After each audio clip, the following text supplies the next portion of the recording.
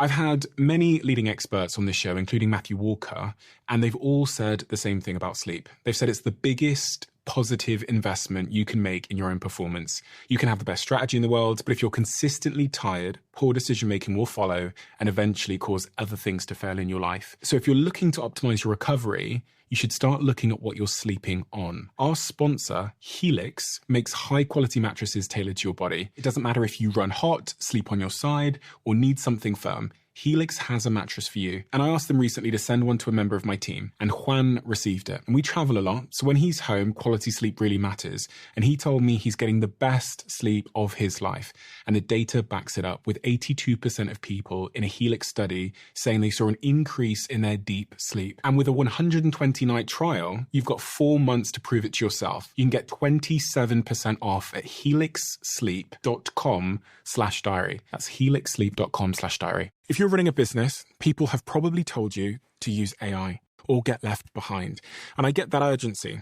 Still, AI doesn't fix a messy business. It exposes one, because AI can only work with the information it can see. So if you ask AI something about your business, about stock or sales or customers or about your team, that information needs to be connected to the AI to be useful. That's the idea behind NetSuite by Oracle, the sponsor of this episode. NetSuite is the AI-powered business management suite that securely connects your financials, your inventory, your commerce, your HR, and your CRM into a single source of truth. And with NetSuite Next, AI is built into that connected system. It can surface useful insights, help with routine work, and let you ask questions about your business in plain English. For the first time ever, you can try NetSuite Next for free if your business is generating 7 figures or more. Just go to netsuite.ai/Bartlett. That's netsuite.ai/Bartlett. Hello, it's 2:25 a.m. here, Sunday night. I'm here in the spare room of my house and I'm sat staring at scribbles and fairly incoherent lines in my diary. Just for situational context, because I know you can't see me right now, I record this podcast on a small microphone that plugs into my iPhone. I record it in the spare room of my house, which has nothing in it, just a sofa bed. And I sit on the sofa bed, usually in my boxers. This time I'm just wearing a towel. I'll leave you with that visual. And I just start talking around bullet points in my diary. This week is particularly personal, as they all have been, I guess, but this one is slightly more personal. There's one topic in particular which, made me feel a little bit anxious when I thought about telling you guys, and I was in two minds, being completely honest, whether I should share it or not.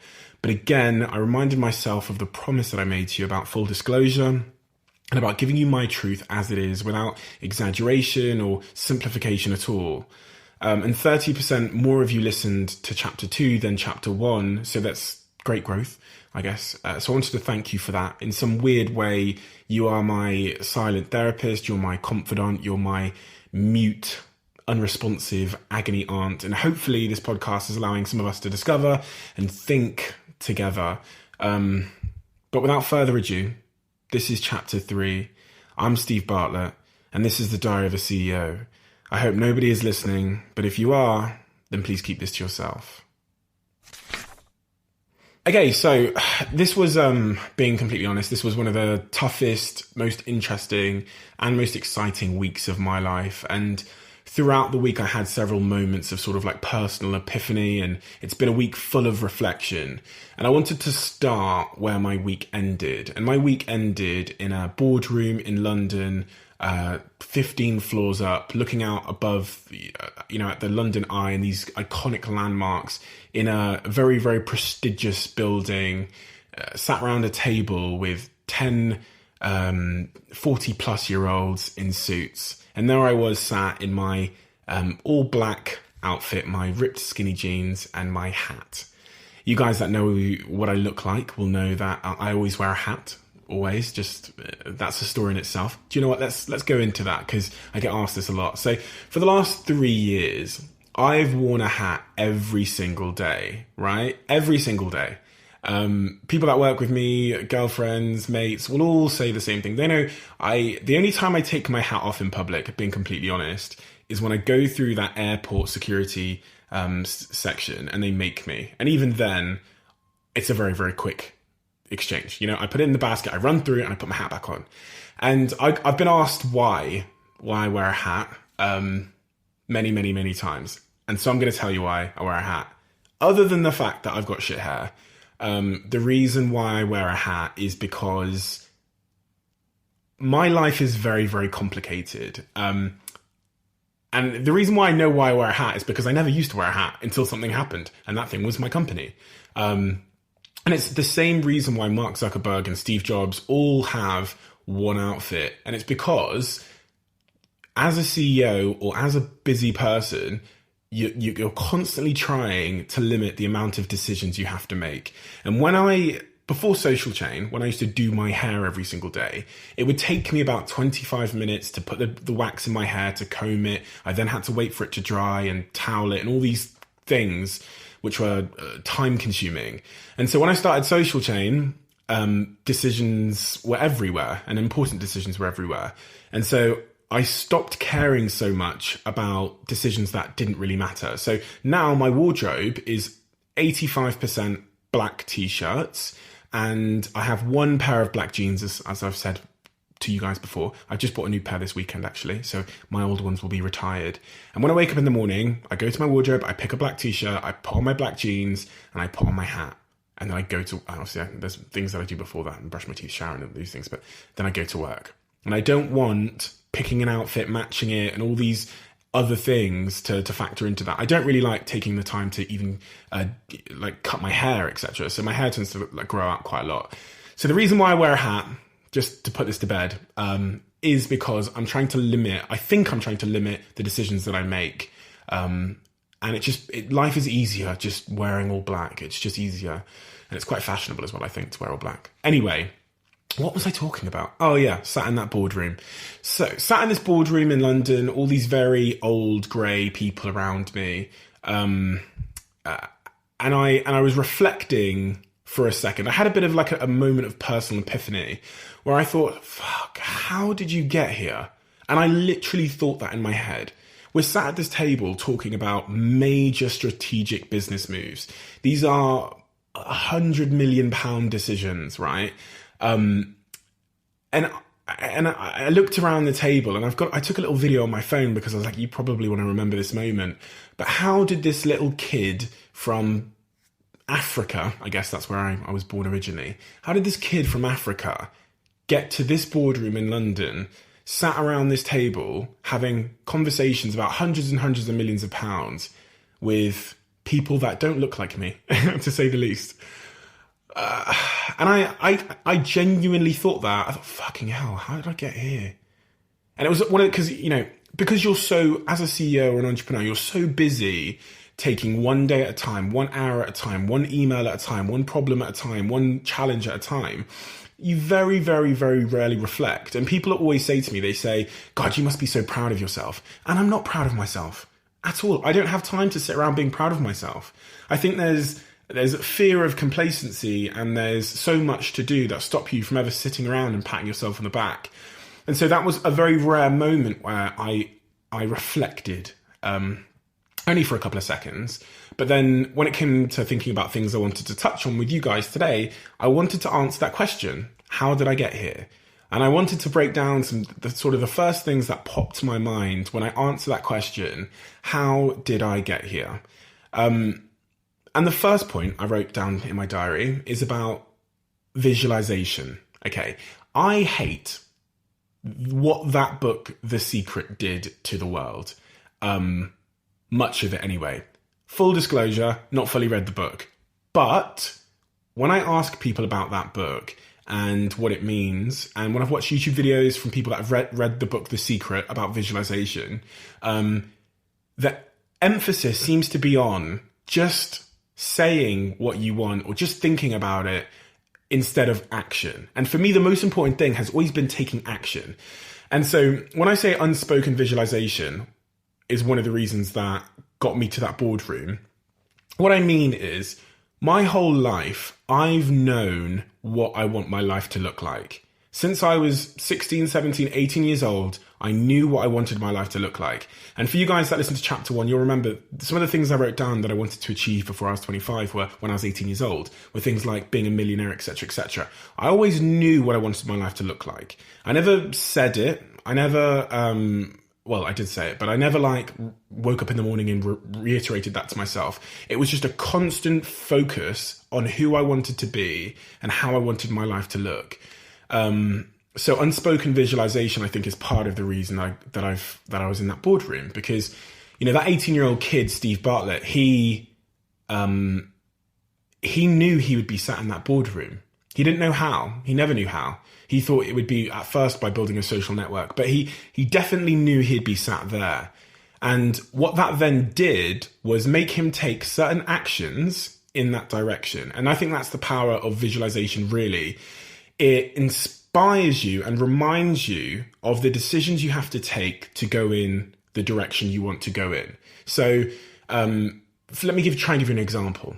If I knew I wanted to be in that boardroom, for the last 5 years, I have made small decisions, not going to X event, not spending my time doing Y, not doing 55 different things in the hope that one might pay off, not traveling the world aimlessly. I've spent the last 5 years very focused on building me and in the process a business. And without that visualization of where I wanted my life to go, then I never would have got there. So although I hate the book, The Secret, I think from what I've heard, there's a number of very important elements in there about visualization. I visualized my way to the boardroom, and I never thought I'd say that, because visualization to me is something that is so, it's so disgusting. It's like there's no action involved in just thinking, but the power in visualization is it makes you take actions in a certain direction. The next thing is goal setting. So like, did I set goals to get to that boardroom? I didn't really know. No, I didn't. Being completely honest. And often entrepreneurs will recite their journey and they'll tell you, do you know what? I planned every step of the way.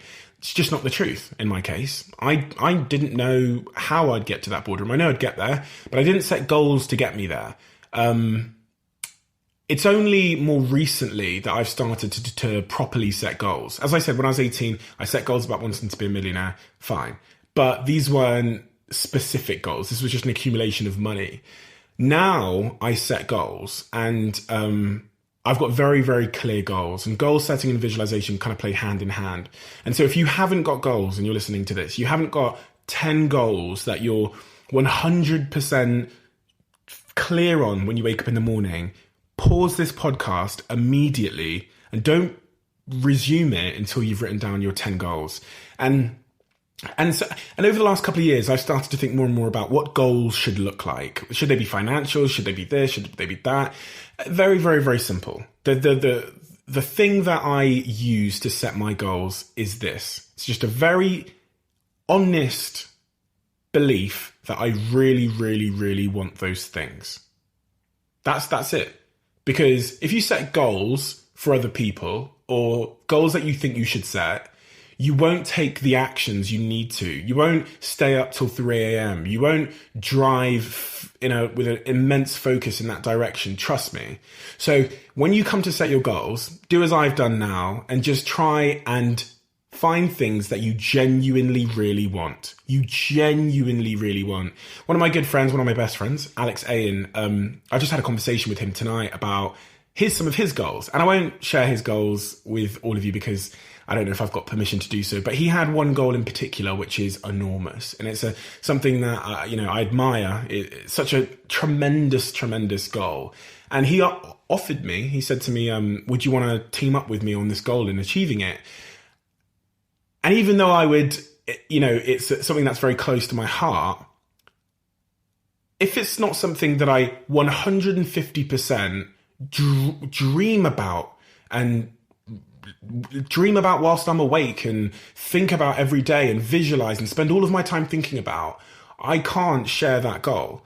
So that's my second point, which is just setting goals that you really fucking want. And okay, third thing of how did I get here? I think the third thing that I don't think I've talked about before, or I've really heard many people talk about before, is about protecting your standard. Here's the thing. Every single person listening to this podcast right now has a standard. They have a standard for the way that they'll allow people to treat them. They have a standard for the work they do. Every piece of work you produce, everything you touch, the way you talk to people, your character, everything, you have set your own standard for that. And one of the things that I believe has got me to where I am now is I have a very clear idea of what my standard is when it comes to work, and I will protect it. Even if it means that sometimes I'm not liked and sometimes I ruin people's days because I message them and I let them know that this doesn't meet the standard. I believe long term, people will respect you more because in protecting the standard, you're also protecting them most of the time. And B, they'll respect you more and they'll appreciate you more because they're probably in your team and you're all in this together and you'll want to be the best and go to the best places. C, as I discovered in my interview with Rankin, one of the world's best photographers, there's not enough people out there that are just pointing at the elephant in the room. And the people that point at the elephant in the room are the ones that cut through, they're the ones that go the furthest, and they're the ones that achieve the most.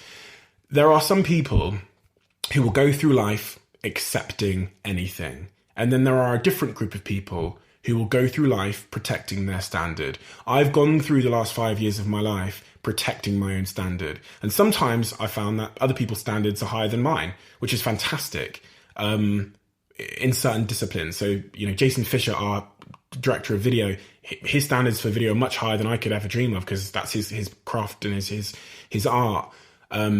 But that's the other thing I think that got me to that boardroom is really, really protecting Steve Bartlett's standards for work I'll allow to go past me, things I'll allow myself to be associated with, even down to spelling mistakes. And I remember back in the day being a stickler for spelling mistakes on tweets we used to do, and the colour and the way that the box will fall onto a page, will it fall off the page? Is the line too close to the edge? These kinds of standards, although in the moment don't seem to matter, protecting that long term will change the trajectory of your life. Point to the elephant in the room. I think that's the thing that I've learned the most.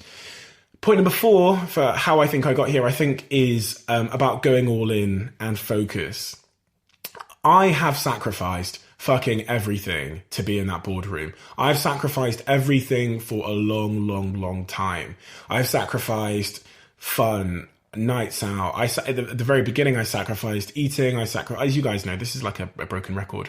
But I really have to emphasize that going all in for a particular end goal is the fastest and the most surefire way to get there. And even then, it's not guaranteed. But to sit in that boardroom and have those conversations, I went all in for 5 years with total focus on one outcome. And that's why I was in that room. And there's a lot of people out there that are not focusing. When I first started out as an entrepreneur, one of my investors and mentors said to me, when I came to him with an idea, he said, "Steve, you must never, ever, ever, ever, ever lose your focus, or you will never be anything but everything." And it was a weird thing for him to tell me, but the more I sort of reflected on what he meant, it was very clear. If you want to be somebody, you have to focus on being that person. It's so easy to lose sight of what you're trying to be because of apparent other rewards that are easier to attain. And so you drop the pie while reaching for the apple, as the founder of Boohoo, Mahmood Kamani, told me one day. He said, never, never, ever drop the pie reaching for the apple. And that's what I see around me and that's what I saw in my mum. My mum has been an entrepreneur for 20 odd years, and she's been a failed entrepreneur. I'm not disrespecting her in saying that, but she started 20 to 25 to 30 businesses, and none of them have really lasted or been a success. And it's because she's a victim of dropping the pie while reaching for the apple. She will start a business. If someone walks in off the street and tells her that there's a new opportunity which will be more lucrative, my mum would often lose sight of what she's doing and what she's building because the rewards weren't there yet, and go after that other thing. And the cycle continues. And so that focus and going all in on one thing, I believe, has made the difference. And it's also one of the greatest lessons my mum ever taught me without meaning to. And when I came to Manchester at 18 years old, it's a lesson that I would go and tell all my friends about. I had one of my best friends, Logan, he was running 3 to 5 businesses at the time. And we had deep conversations in which I referenced my mum and the reason why she never became anything, which she could have because she's talented enough to be, was because she tried to be everything. And so that focus, despite the presence of results, is vitally important. Point 5 is slightly different for how did I get here. It's, I guess, a desire to live my most awesome life. And that being the most important thing to me. I remember when I was, 14 years old, sat on a wall in my hometown Plymouth in Devon and Cornwall. And I remember looking down the street, and I think I've told this story before. And I remember looking at the houses on the street where I grew up and the cars and the people coming out of those houses. And as I was doing that, I saw a plane go above me, and it was a fairly small chartered plane. It went above my head.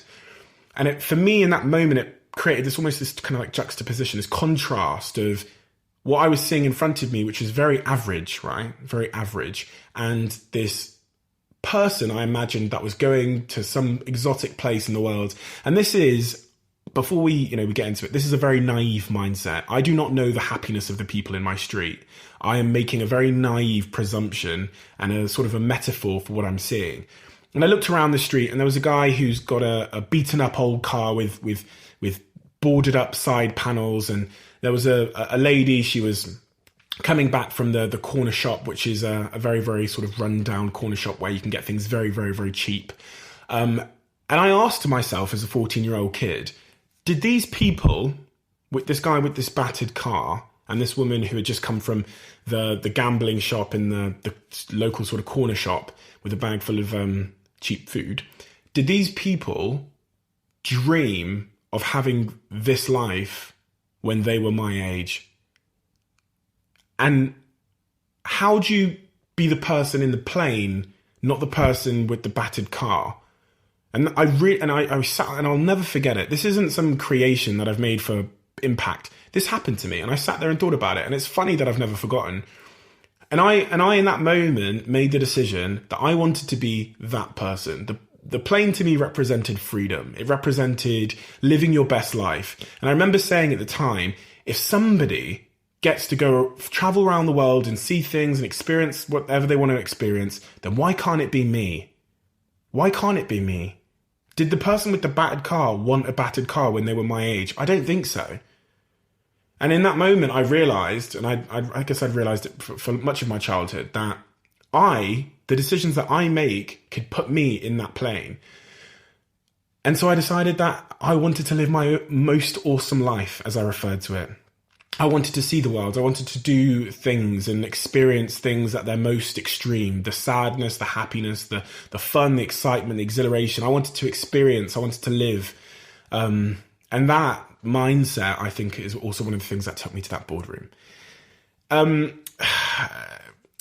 Lastly, I'll say the last point on this, how I got there, is very, very simple. And it's cliche and I say it all the time, but I think it's the most important.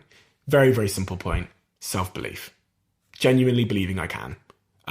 That is if you can take one thing away from this podcast, it's that the power of just believing you can do something is like 99.9% of actually being able to. Because I was not qualified at 18 to run a marketing business. I was not qualified at 21 to run a marketing business, or the businesses that I run now. I just believed that I could. And in believing that I could, I tried. And in trying to do so, I learnt and I failed, and I learnt and I failed, and I learnt and I failed. And those that learn and fail, eventually they can.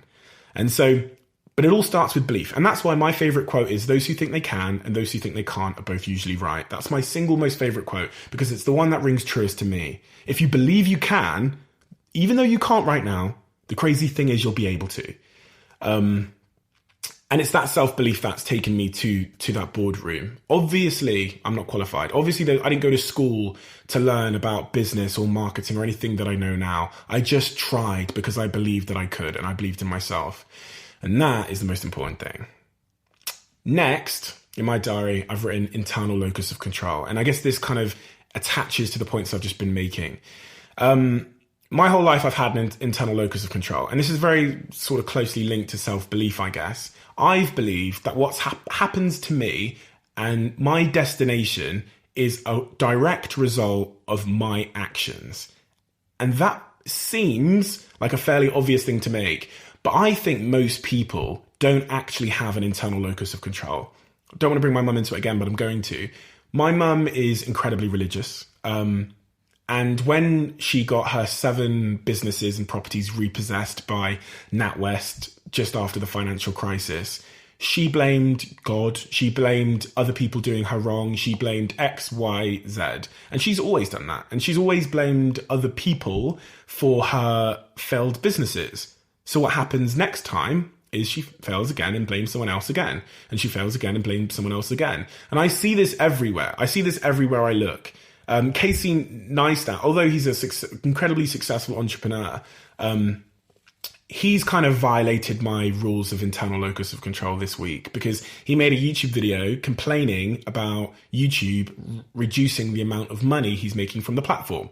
And honestly, and this is quite a contentious thing to say, but I watched that video and I just think, well, then go do something else. You don't have to do YouTube. And I don't like the complaining about external factors hindering your ability to succeed. If you don't like the rules of YouTube, go and make your money some other place.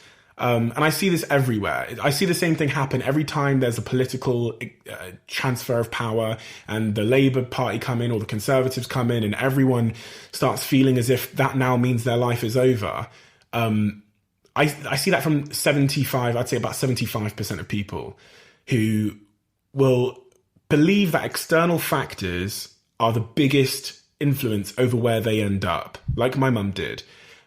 And my message to everybody and my message to myself has always been, it doesn't matter what situation you're put in. It doesn't matter if about God or religions. It doesn't matter about the government. It doesn't matter if Facebook changes tomorrow, because the single most powerful thing, something that's more powerful than all of these things, is me and my actions and the steps that I can take and the belief I have in myself overcoming. So it doesn't fucking matter. It doesn't matter. Get rid of all social networks tomorrow. I'll be fine. My team will be fine. We'll be fine. Because the power is inside us. The power isn't, controlled by a puppet master that's dictating my life.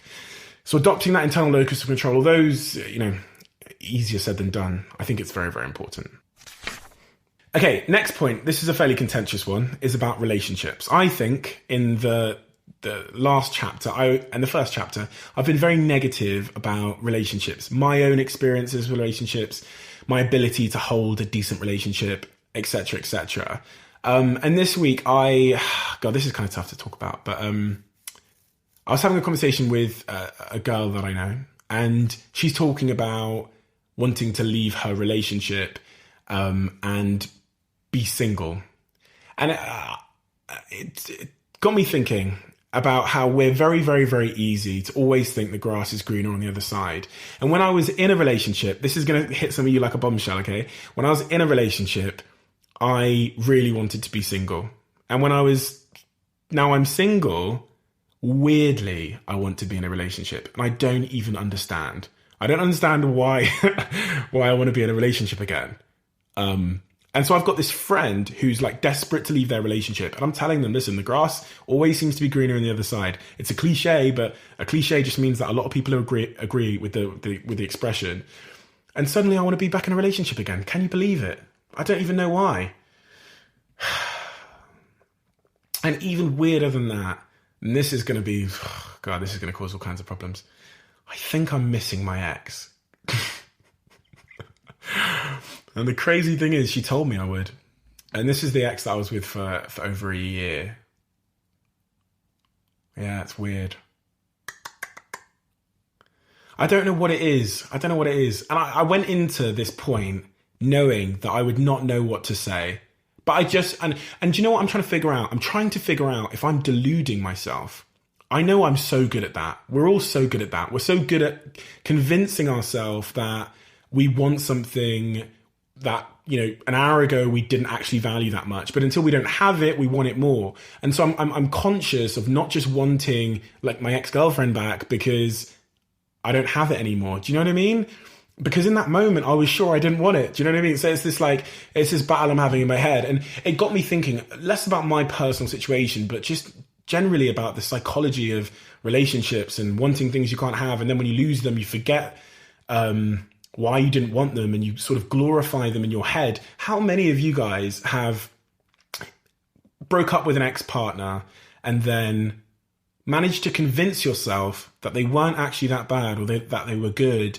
Managed to forget all the bad times and all the things they, that made you break up with them. And then a couple of months later, you just kind of want them back again. I think that's the cycle I'm going through. But I know myself well enough to know that this is just a period of delusion in my head because I've done this before. And in the instances where I got that person back, let's say, I remembered why me and them weren't compatible. So yeah, this is a tough one. I want a girlfriend again, apparently. At least that's what my head's telling me. Interesting. But for right now, I'm completely single.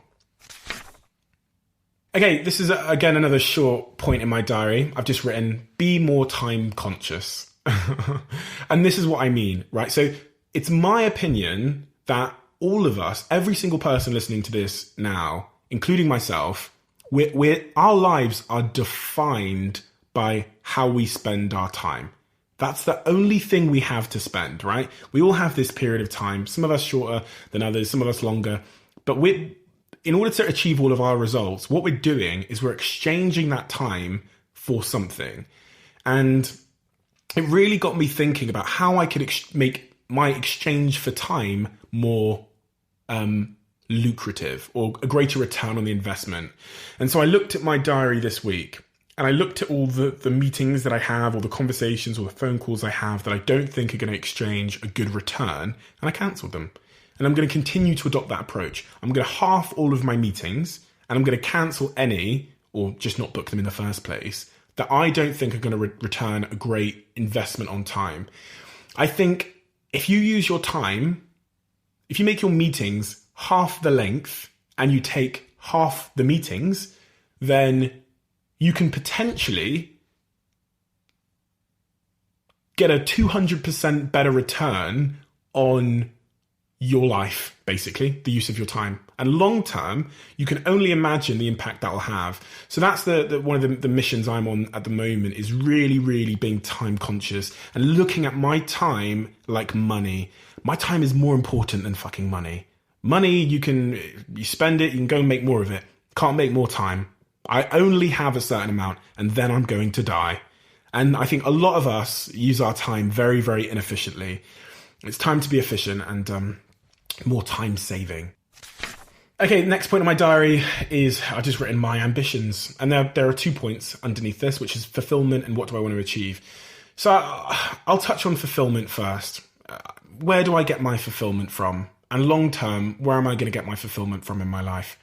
I don't know. I really don't know. Again, I wrote this point not sure as to what I would say. Where do I get my fulfillment from? In the last 2 chapters of The Diary of a CEO, I talked to you about how I used to think that I just wanted stuff. I used to think my fulfillment would come from that Lamborghini and that mansion and all those things. And I realized that it didn't. And so where is my fulfillment coming from long term? What do I want my life to look like when I'm 60 years old? What do I want to have accomplished? And I think the thing that we all get fulfillment from as part of the human condition is helping other people. And I think that's much of where I'll get my fulfillment from in my life. I think saving lives, doing great work, stopping injustice around the world is the next phase of my personal fulfillment, whether that comes from charitable work or the work we're doing now. We have immense reach and power at Social Chain. And I think that much of my sort of future fulfillment is going to come from using that power to change the world and influence the world for causes, for things I believe in, to take away pain and suffering. And I think that's probably the next sort of evolution of Social Chain. One of the absolute gods of social chain, Bethany Trundle. She's came to me last week and said, Steve, I've got this cool idea. She's very sort of philanthropic already, and she's giving so much back to the world. She's the girl I told you about that organised all the shoe boxes to send to Gambia for the kids. She said, I want to start social change. And then I said, listen, Beth, you've got my full support. Anything I can do to help this happen, please let me know. And then the day after, she sent me a logo for social change, which was the most awesome thing I'd ever seen. And I think that's part of social change's next sort of journey, is being more philanthropic and using our power and our smarts to help the world. So I think that's where my fulfillment comes from. This is a moving idea. Next week, it might come from my dog, Pablo. Who knows? Next question I get asked all the time is, what do I want to achieve? Again, I don't know. And, you know, I get asked this on all the stages I go on. I get asked it by everybody, YouTube comments, Twitter. What's the end game? What do you want to achieve? I don't know. And I'm completely fine with that. I don't think we all need to have it all figured out. I don't have enough information to have it all figured out. I've not really seen the whole world. I've not experienced everything. So I'm okay with not knowing what I want to achieve in my life. I know what I want my life to look like in terms of impact, but that's all I know. And I think it's about time we all start being okay with that and start focusing so much on having a perfectly scripted answer to the question, you know, where do you want to go or what do you want to achieve? I also think people that aren't romantic about where they're going to end up are more agile and are more able to capitalize on opportunities as they arise. So I don't know what I want to achieve. I know I want to have a massive impact on the world, and I know I want to be great. And I think about 4 years ago, I was very clear in my mind the distinction between good and great. And I've decided that I want to be great. Good is, let me give you an example of who I think good is. Good is Graham Norton, right? TV show host, successful, great, you know, good career, successful career. I don't know why Graham Norton came to mind, but, you know, he's good. Great is Steve Jobs, Oprah Winfrey, that caliber of person. I want to be great. That's how much I know. But doing what, we'll figure it out along the way. Next point, just before I end, on a little bit of investment advice, which is my last point. I wrote, being an entrepreneur is a sickness. And this is a bit of a contentious topic. But when I look at my life and I look at it compared to other people's lives, I generally think I must have some kind of fucking sickness. All of my downtime is spent thinking about business and ideas and obsessing over these things. And it makes me a very, like, as I said in chapter 1, it makes me a very, like, unsociable person. I live my whole life in my own little head, thinking of my own little things. I'm willing to sacrifice everything. At 18 years old, I didn't want to go out and talk to people. I just wanted to build business. It feels like a bit of a sickness. I'm also incredibly addicted to bullshit and to the anxiousness and the pain and the struggle and the problems and the issues. I found I'm actually addicted to it. It makes me feel alive. There being challenges and problems to solve makes me feel alive, which is bizarre. So in a weird way, although entrepreneurship has been glamorized and it leads this group of people into it, thinking that it just, you know, it's a rock star lifestyle with money and, you know, fame and riches and all these things, really entrepreneurship is a bit of a sickness. And it's a sickness that a few people have caught. And once you catch it, you can't uncatch it. And it changes everything about your life. That level of focus I talked about in one of the earlier points makes you not want to do anything else ever other than work on your business. And because that's a very unique perspective, and it is a sickness, I think, in some ways, it becomes hard to form relationships. Entrepreneurship. I think, you know, I think because it's been so glamorized, I'm on a bit of a mission to tear that down and really give you an idea of what it really, really means. Because even though some of you will listen to this and you'll consider yourselves entrepreneurs or business people or whatever, there's another level. Some of you might be at that level, but there's another level where everything you do is totally consumed by business and your mission. And socializing and social times are an afterthought. And that's the level I'm at. And lastly, the last point I wanted to leave on just before I pop off to bed, because it's now Monday at 3:03 a.m., is about investing my money. Over the last couple of months, I've got really, really into this thing called cryptocurrencies, which is Bitcoin and all these what they call altcoins. For any of you that don't know, Bitcoin is essentially a store of value, just like gold, but it's also a cryptocurrency.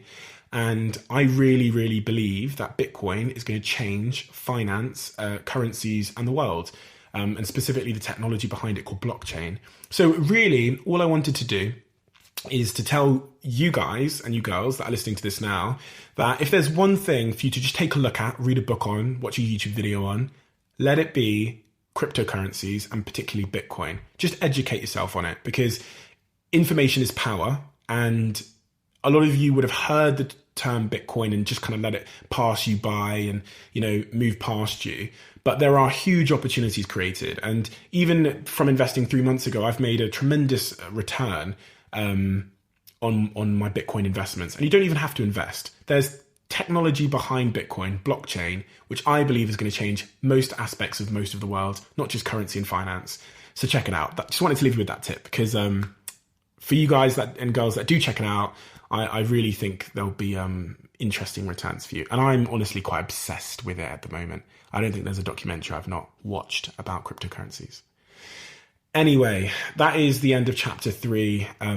Again, I always finish these chapters happier and with a metaphorical weight lifted off my shoulder, and feeling sort of ready and focused for the next week. Thank you so much for listening. Thank you so much for your attention. Thank you for your tweets. Thank you for all your messages. Please do leave a review on the podcast. That'd be super helpful for me. Helps it move up the podcast ranking, which keeps me fired up and motivated, and motivates my whole team as well.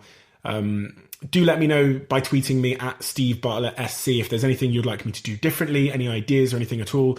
Just wanted to give you another big thank you, because I appreciate you guys so much. And I will see you next Sunday for chapter 4 of The Diary of a CEO. Thank you. If you're running a business, people have probably told you to use AI or get left behind.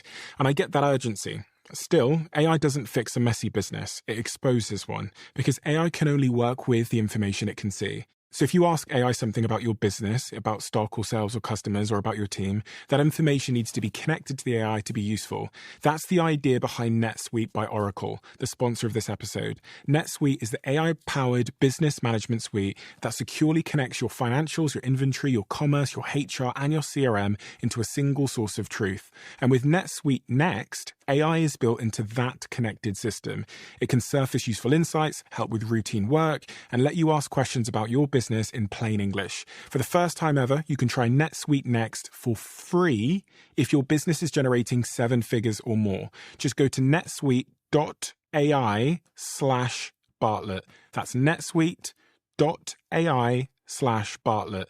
For the last couple of years, I've been working on something that I realized every podcaster listening to this, but actually probably every creator listening to this, might just need. Podcasting is difficult for many reasons, and one of them is that these hosting platforms don't give you much information, and also because they're so fragmented, you kind of have to go through every single platform, uploading it to YouTube, and then taking the same big old video file and uploading it to Spotify's platform. It takes huge amounts of time, and that friction means most of us don't do it. That is the problem we set out to solve, and so we built something called Flightcast, which you can find at flightcast.com.